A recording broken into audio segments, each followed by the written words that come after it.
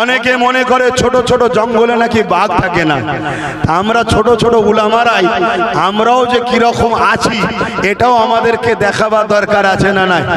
আমার দেশে প্রতি বছরে 26শে জানুয়ারি কলিকাতাতে মাটির তলা থেকে আমার দেশের মহানায়ক যারা সেনারা বাহির হয়, জানেন তো নাকি? কেন? এটা আমরা মাঝে মাঝে দেখাই, পাকিস্তান মুখ সামলে কথা বল, আম কিসি সে কম নেই, এটা দেখানো দরকার আছে না নাই?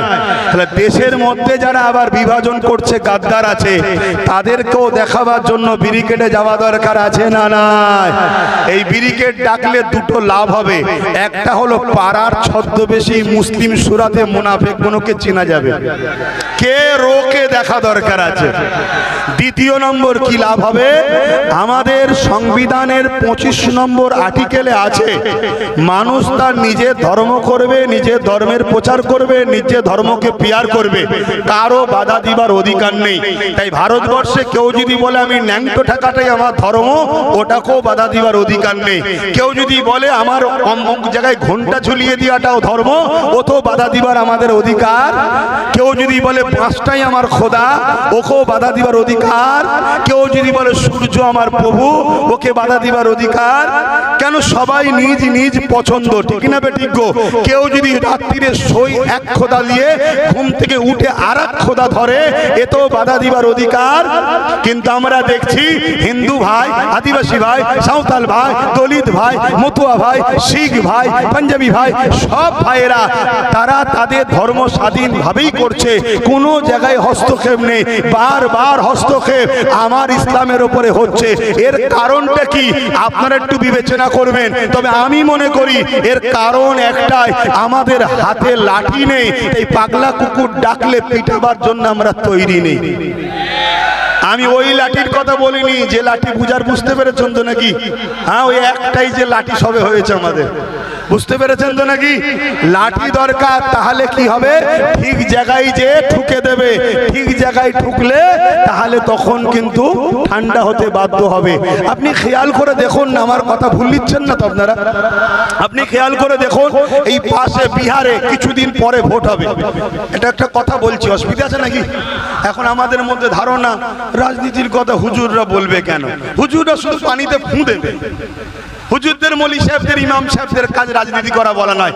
আরে ওমর ফারুক হুজুর অর্ধেক পৃথিবী চালিয়েছে, আবার ইমামতিতে দাঁড়িয়ে নামাজও পড়িয়েছে। তাহলে আজ আমাদের উলামাগুলো কেন এরা নেতা লিডার হতে পারবে না? কেন এরা ইমাম করবে না? আমার এলাকার নেতৃত্ব দেবে না? যেখানে শরীয়তে ছাড় আছে, তোমার বাধা দিবার অধিকার কে দিয়েছে? এটা ভাবতে হবে। আমাদের তো ক্ষতি সব থেকে বেশি তারাই করলো যারা বললো জাকাত আর মাদ্রাসা আমাদের, বাকি সব তোদের। তারাই তো শেষ করেছে আমাদের ঘরে। আজকে আমার ছেলে যদি 90% নম্বর পায়, তাকে একটা স্কুলে ভর্তি করতে গেলে সেখানে সুপারিশ ছাড়া হবে না। সুপারিশ নিতে যার কাছে যাবেন, সে সকালে একবার আয়, বিকালে একবার আয়, দুপুরে একবার আয়, রাত্রিরে একবার আয়, এই করে করে হ্যারাসমেন্ট করছে।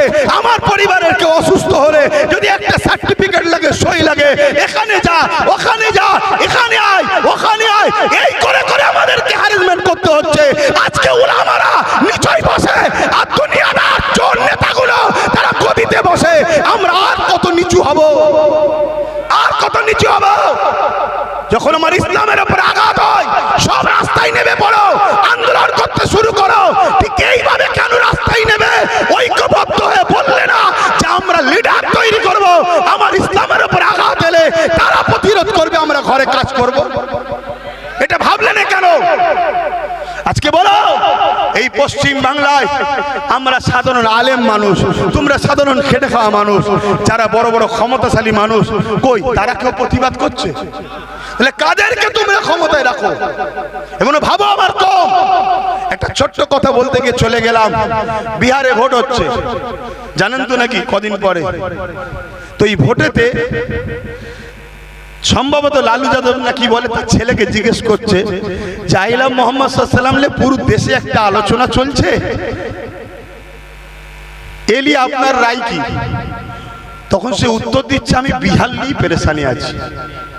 ভাবো ভাবো, আর ওই রকম লোককে 14% বিহারের মুসলমান ভোটে প্রধান মুখ্যমন্ত্রী করবে বা জিতাবে, যার তোমার নেতার বিষয়ে কোনো চিন্তা ভাবনা নেই, কথা বলার একটা শব্দও নেই যে না এটা যোগী প্রশাসন অন্যায় করছে, এতটুকু তো বলতে পারতো না। তুমি ভাবো আমার তো, যেমন আমার রাজ্যে কেউ বললো কি যে ওয়াকাবলে আন্দোলন এখানে নয় দিল্লি চলে যাও, বলেছো না বলেনি? এই তো চলছে আমাদের অবস্থা। অতএব জাইলা মুহাম্মদ সাল্লাল্লাহু আলাইহি ওয়াসাল্লামের বিরুদ্ধে যে প্রশাসন বা যারা আঘাত দিয়েছে তার থেকে বড় আসামি আমরা।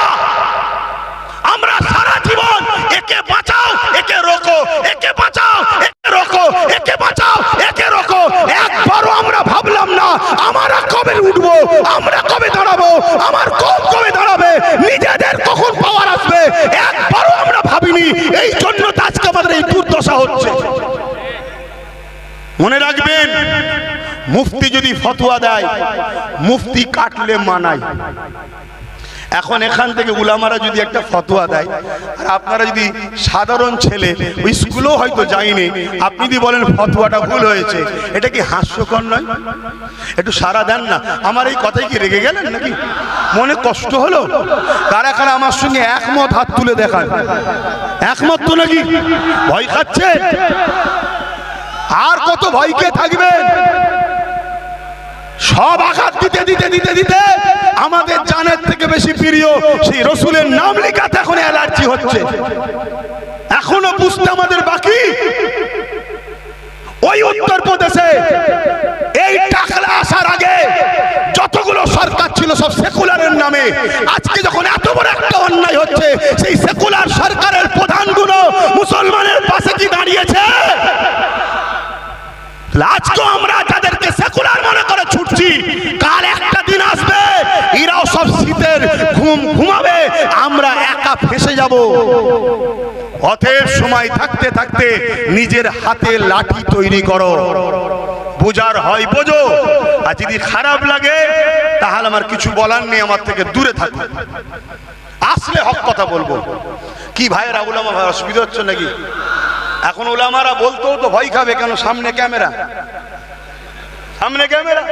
তাহলে বলেন আজকে উলামাদের স্বাধীনতা কোথায়?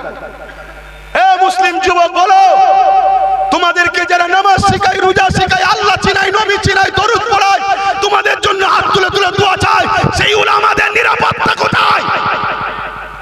রাত্রিরে জলসা করে আসবে, ঘরে ফিরবে, কোনো নিরাপত্তা নাই। কেন? একদল বাঁদর ইদাল উদাল লাফালাফি করছে, কখন যে কাকে ধরে আটকে দিয়ে বিভিন্ন স্লোগানে মেরে ফেলবে কোনো গ্যারান্টি নাই। আর যখনই মেরে ফেলবে তোমরা রাস্তায় নামবে, তাদেরই পুলিশ আসবে, এসে তোমাদেরকে বলবে সব থেকে দিচ্ছি, সব থেকে দিচ্ছি। 2-5 জনকে সামনে ধরতে ঢুকবে, হালকা ধারা দেবে, পরের দিন জামিন হয়ে যাবে, তোমরাও ঠান্ডা হয়ে ঘরে চলে গেলে। তাহলে যারা তোমার দিনের প্রচার করছে তাদের জন্য তোমরা কি করেছো বলো? ভাবো যুবক, ভাবো। যে জাত তাদের উলামাকে সম্মান করে না, যে জাত তার ধর্ম নেতাকে ভালোবাসে না, সে জাতের উপর আল্লাহর লানত হবে না তো কি হবে? ভাবো ভাইয়ের আমার, ইমাম যদি নাও দাঁড়ায়, ইমাম তো শিক্ষা দিতে পারে। আলেম যদি নিজে ডাইরেক্ট নাও আসে, আলেম তো তার অনুসারীদের ঘরে শিক্ষা তো দিতে পারে যে বাবারা খবরদার সুদের সাথে, জুলুমের সাথে, ঘুষের সাথে, মিথ্যার সাথে থাকিস না, এটা বলা দরকার আছে না? না। কিন্তু সেই বলার অধিকার উলামাদের আছে আজকাল? তো ভাইয়ের আমার, একদম শেষ কথা বলছি, তাহলে মুফতি যদি ফতোয়া দেয়, মুফতি যদি ফতোয়া কাটে যে ভুল হয়েছে, মানাবে। একটা ডাক্তার যদি প্রেসক্রিপশন করে, ওই প্রেসক্রিপশনের যদি আরেকটা ডাক্তার বলে যে ট্রিটমেন্ট ভুল হয়েছে, তাহলে মানাবে। কিন্তু একটা আম লোক যদি বলে, এটা কখনো মানাবে? তাহলে একটা রাজনীতির নেতা যখন তোমার উপরে বা ইসলামের উপরে আঘাত দিল, তার প্রতিরোধ তোমার আমার মতো কোটি কোটি লোক করে কিচ্ছু লাভ নাই। সেই রকম যখন নেতা পাঠিয়ে দিয়ে তারা ভেতরে ঠান্ডা ঘরের মধ্যে যখন মারপিট করবে, ওই লড়াইটাই কিন্তু সাকসেসফুল হবে। তাহলে বলো, আগামী দিন নিজেদের কথা নিজেদেরকে ভাবা দরকার আছে না নাই? তো যাক, আমি অনেক সময় আপনাদের থেকে নিয়ে ফেললাম, এর জন্য আপনারা কষ্ট পেলেন। এখন আমি আবার একটা শেষ কথা বলবো, ব্যানারটা কিন্তু খুব সাবধান। অনেকে গাড়ির সামনে মোটরসাইকেলের সামনে লাগাচ্ছে বা গেঞ্জি তৈরি করছে, ওই গেঞ্জি নোংরা কাপড়ের সঙ্গে কাচবেন, এটা কিন্তু ইমানের ক্ষতি হবে, এটাও মাথায় রাখবেন। তা প্রতিবাদ আগামী দিন হবে না? হবে না? শুধু আই লাভ মোহাম্মদ সাল্লাম নিয়ে নয়, পাশাপাশি অকাবলিও প্রতিবাদ হবে। যাবার সাথে সাথে একটা স্লোগান দিয়ে যাবেন। অসুবিধা হচ্ছে না? 10 মিনিট বলবো। কারা বলতে বলছেন হাত তুলে দেখার। আর 10 মিনিট বলবো? বলবো? তাহলে আসুন আমার সাথে একটু স্লোগান দেন। আমি বলবো আই লাভ, আপনারা বলবেন ইয়া রাসূলুল্লাহ। হ্যাঁ, আমি বলবো আই লাভ, আপনারা বলবেন ইয়া। কেন মোহাম্মদ শুধু নামটা লিয়াটাও বিয়াদবি, সাল্লাল্লাহু আলাইহি সাল্লাম বলতে হয়, যেটা আমাদের সাধারণ ছেলে বোঝে না। তাই ইয়া রাসূলুল্লাহ বলুন। আই লাভ, আই লাভ, ইয়া রাসূলুল্লাহ, আই লাভ, ইয়া রাসূলুল্লাহ। হাত দুটো তুলুন। লাব্বাইক, লাব্বাইক, ইয়া রাসূলুল্লাহ, লাব্বাইক, ইয়া রাসূলুল্লাহ, লাব্বাইক, ইয়া রাসূলুল্লাহ, লাব্বাইক, ইয়া রাসূলুল্লাহ। আমি বলবো সাইয়্যিদি ও মুর্শিদি, আপনারা হাত তুলে তুলে বলবেন ইয়া নবী, ইয়া নবী।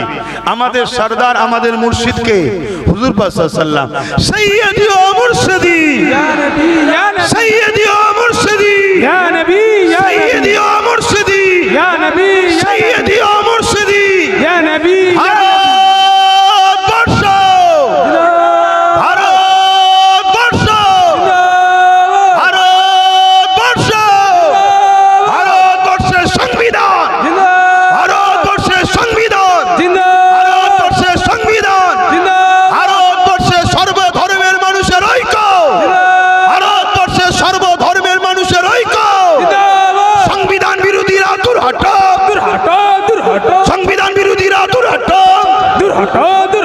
সম্প্রীতি প্রেমিকরা, সম্প্রীতি প্রেমিকদের বিরোধীকারীরা দূর হটো।